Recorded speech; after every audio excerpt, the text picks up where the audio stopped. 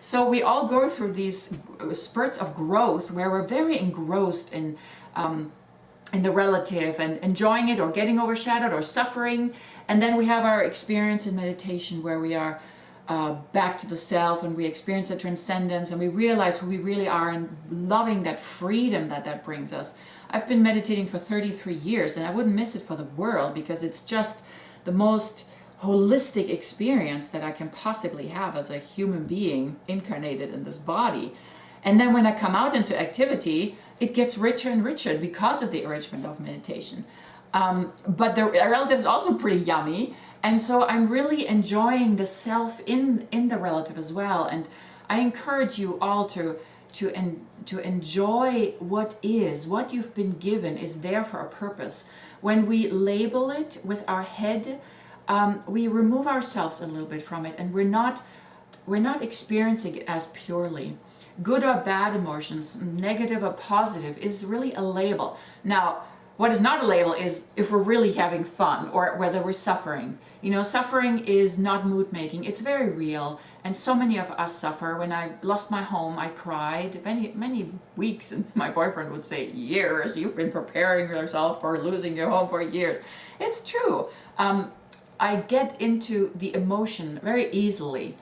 And you know what? It feels really good. And when I have a negative emotion, I let myself fall into it inwardly.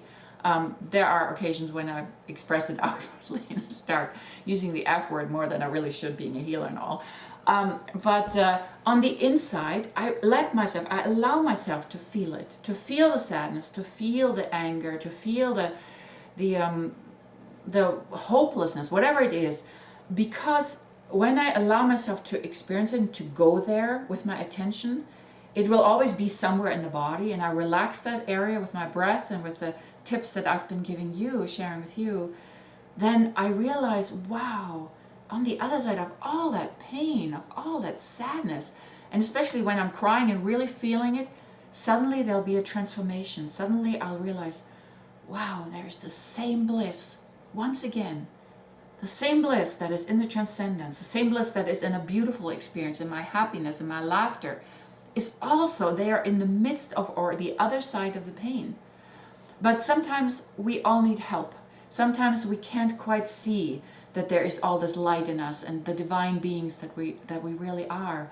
And this is where I can help you. If you feel really overshadowed and just not able to get into the experience in a way that it transforms for you and that it helps you, I can have a look at your life and at your situation and give you the insights that come through and clear away the energies that are hampering you and that are keeping you stuck, and manifest the energies that you would like to manifest. Your soul has a plan, whether you're aware of it or not. And most of the time we don't know. We're just flailing around, bumbling through life. Some of us are very clear, but very few. I've never really met very many people who just go, yes, I know exactly what to do. I'm going to do A, B, C, D, E, Most of us are going, oh, okay, I'm going to do this now. Oh, this looks fun. Oh, no, this was terrible.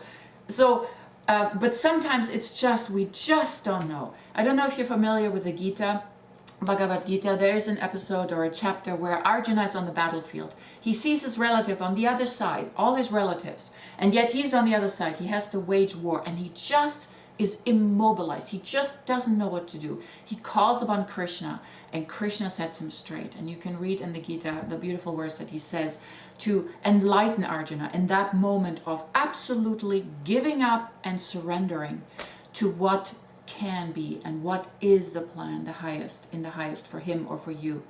So not that I'm Krishna by any means, but if you feel that you connect with me and you feel, there is something there where I could really use your help, could you look into this? And I'll be very glad to.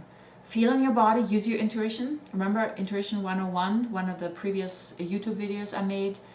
I teach you how to feel out for yourself whether something is going to help you or not. And you'll know. And if you're leaning forward and it's getting warm and open, by all means pick up the phone or email me, and I'll be very glad to help you. All right, that was enough rambling for a day. I hope you enjoyed it. I hope you got something out of it, and I will see you again very soon. All right, lots of love. Take care.